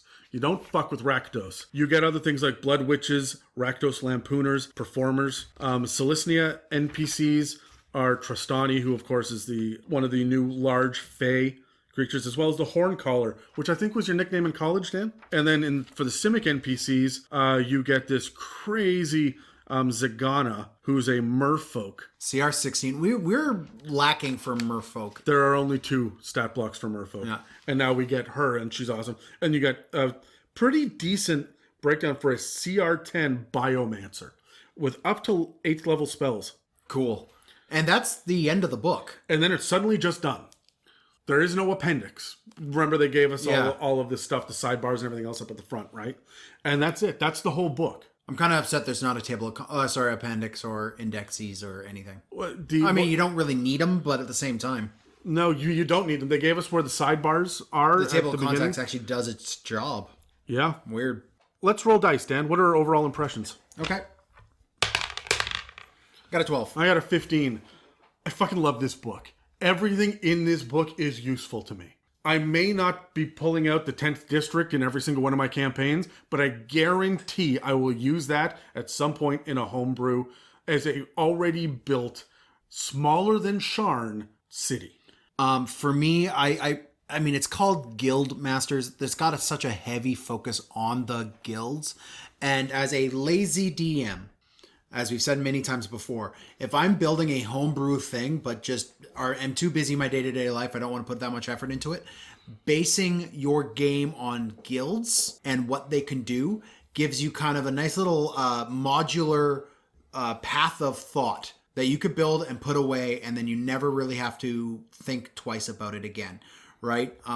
The fact that does that for you in this book, and I could just take Boros and change its name to whatever I want. And right? then allow dwarves in it, and you're good to go. And you're good to go. I love that. And the fact that there are so many different ways to build into that guild focus is great, right? And I will pull so much from this book because of that. It did not have that technomancy shit that I was afraid of. It doesn't have that heavy focus on the mechanics of Magic the Gathering that I was afraid of. So yeah, man, I'll use the shit out of this book. I fucking love this as my secret weapon that my players don't know that I have. Yeah. To pull a whole bunch of really interesting and specific, not just monsters, but details that they probably have never thought about before. And that's the thing, right? Like, you have people like me who've been playing this game for years upon years upon years upon years. If they sit down and they play at this game, it's like watching that DM pull out a model that nobody at the table has any idea. Oh, that's a penis. We've had that. Thank you, Pepperina. No, that wasn't Peps. That was Yogs. That was RPG Yogs. Yogi. Oh, yeah, that's right. God damn, that encounter. You guys are fighting a bunch of pink jellies. Ugh. They were literally little jelly penises that were on the map. Our game is different than others. But anyways, having that moment of surprising a veteran player with a monster that they weren't thinking of. The Sky Swimmer is one of these things where it's just like, it's a roiling a serpent of teeth in the sky, right? Like, you just don't think about it, right? And giving that moment of newness, of freshness, novelty to an experienced player. Yeah, man, just that alone makes this book a buy. You can be a fan of Magic and be a relatively new D&D player that doesn't want to do one of the basic campaigns. Like, I don't want to get locked into someone else's, thought baby for the next 10 months. Yeah. But I really love Magic the Gathering, and I know a lot of my players do as well, and we have a bunch of cards from Ravnica and stuff. It's a familiar enough setting. You can pick up this book as being your 5th purchase and run with it. Yeah. And frankly, if you don't use the subclasses and Xanathars, you don't need that. No. And honestly, if you are okay homebrewing your own Magic items, you don't need the DMG. You still need the monster manual. You still need the player's handbook. But there's a lot that this book does, which is really useful and really helpful. I fucking love this book. Dave loves Eberron as a campaign setting, and so do I. The Ravnica book was a fucking surprise. It might be, everyone's talking Theros right now because it's the latest thing to come out, and everyone shat on Ravnica because it was the first Magic the Gathering thing to come out. Everyone stomped their feet and said, we hate it, stop doing cross-promotion. I think it's just because of the limitations it put on the other campaign. Not being able to have dwarves, not being able to have half-orcs. Right? And, yeah, but people were also pissed off that Wizards of the Coast was doing this cross-promotional thing to just sell more products. Yeah, but then they came out with Rick and Morty versus D&D, and nobody cared. Yeah. I did. Ravnica itself is such a good book. Yeah.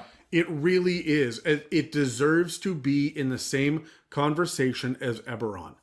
It is, in my opinion, a better book than Theros. I would agree, actually. After breaking down Theros and seeing the cool things, like... Theros has a lot of fun Greek flavor, but Ravnica's... It's a messy book. Yeah, Ravnica's well built, well fleshed out. I guess the last thing that we do, let's roll dice on this again, Dan. Let's give our grade ranking. I got a 19. I got a 5. I'm going to give it a solid A. The solid, and then I'm hesitating. A solid A. I want to say A minus. Only because the application of this will take a little bit of work into your own homebrew campaigin. Yeah, okay. Right? It's not quite as modular as It's you not want quite as modular as I wanted it to be. That's the only reason why A minus. It's easy to take these out and put them into your campaign if you put a significant amount of thought into it, in terms of changing names and goals and stuff like that. It gives you a good skeletal feature, like this is what they've built around these guilds. I can thus do the same with mine. But taking these guilds straight out and plopping them into your own homebrew is hard to do. So that's why I give it an A minus. And it's so heavily focused on the guilds, which, I mean, if you have guilds, that's what you're putting in. If you don't have guilds in your campaign, there's not much use for this book, other than the bestiary. Yeah. I'd say B plus because of that last fact. That's not entirely true. It did give us the Loxodon. It gave us the Minotaur as a player character. It gave us a lot of fun player options. It reduced the size of the Minotaur and the Centaur. I don't care. I really don't give a shit. You can make them large size if you want. That's not a big difficult thing to do. Plus, I absolutely love the 2 new subclasses in this book. Okay. Here's the only thing that I was really missing. I don't need it to be modular because I don't mind doing that extra little bit of legwork. You're talking about how it's hard to do. I'm like, it adds 20 minutes to my prep work. Per guild. But if I'm only gonna pull 1 guild at a time. I'm not gonna reflavor the whole fucking book. Yeah. I might as well just play in Ravnica and use my own bullshit words then, right? If I want something that's going to be an evil carnival or an evil church that's involved in crime syndicates and whatnot, the work is done for me. And none of the players around my table are going to know what the Rakdos cult is or the Orzhov syndicate. So I don't even have to change the words. I just pull it out of Ravnica. The only thing that I change is what district it's in, right? Yeah, you change headquarters names and that's it. Yeah, and so I find that really easy. The thing that I'm missing here is we did not get a world map for Ravnica. We don't know what the other districts are. We don't know what the world looks like. We got a very brief 1.5-page history, and that's not what this game is about. No. When you're playing in Ravnica, you're playing for the flavor of the political intrigue.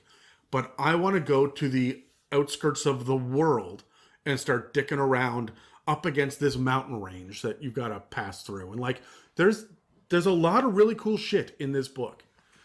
I missed the overall world. I wanted a world map. Even if it was just a 2-page spread, and they say, yep, here's a world map. District 3 is here. And then it shows, I don't know, a volcano in it. That's enough for me to run with. I have no fucking idea. Yeah. So that's why for me, this sits at an A-. They have not missed yet with a campaign guide. Each one of their campaign settings has been fucking amazing, except Sword Coast Adventures Guide, which was such a swing and a miss. And it was also like, it was the premature ejaculate of 5e. It came out way too early. And it was, no one was prepared for it. Everyone was disappointed by it. Like, nobody got that moment of bliss with it. First of all, it was published by a third party. Like, they got a third party writing group to come in and do it. And you can fucking tell. They gave you the broad generalization of what previous editions had given us. What'll be kind of important, don't worry, we'll flesh it out in later books. Then they never fucking do. They don't get into how magic works in the world or we need who the big players are. We need a Sword Coast Adventures Guide Redux. Frankly, we need a proper, massive 400-page Forgotten Realms book. Yep. And don't redo what was in the Sword Coast Adventures Guide. It was already, what they gave us was fine. It just wasn't enough. I disagree with that. I think they there was no information in there that was bad. It was just broad. Okay.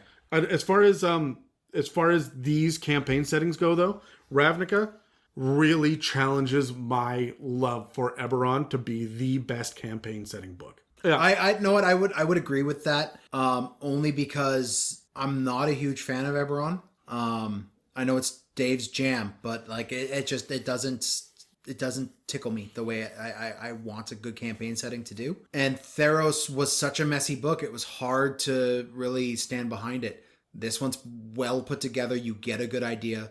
I mean, yeah, we're missing a map. We're missing other things. But like, if I want to run a Ravnica thing, I'm set. I could do it.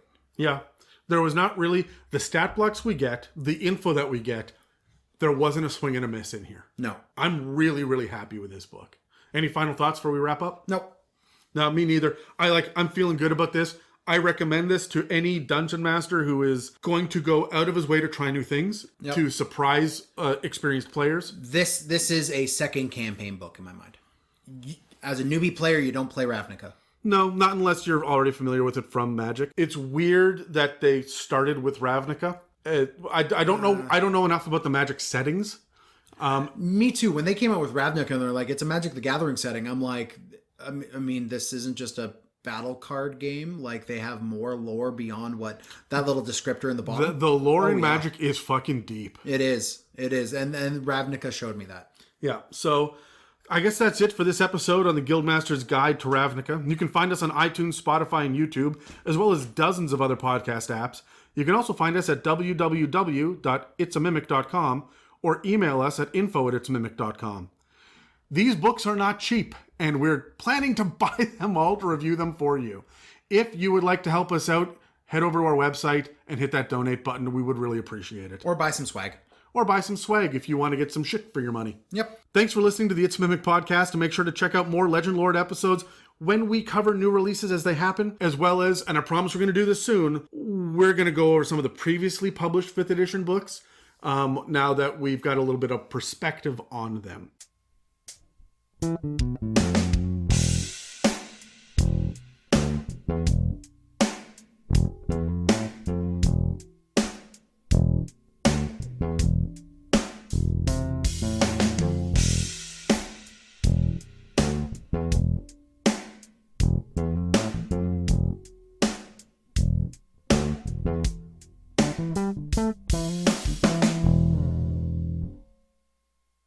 You are also going to get the different ranks as an extra, a sideshow act. Yeah. Terry, okay. A sideshow act, a blood witch, a star performer, or the ringmaster. Literally all Terry except for that last one. The ringmaster depends on what that ring is. And where on his body it is. Yeah. Thanks for listening. Bye.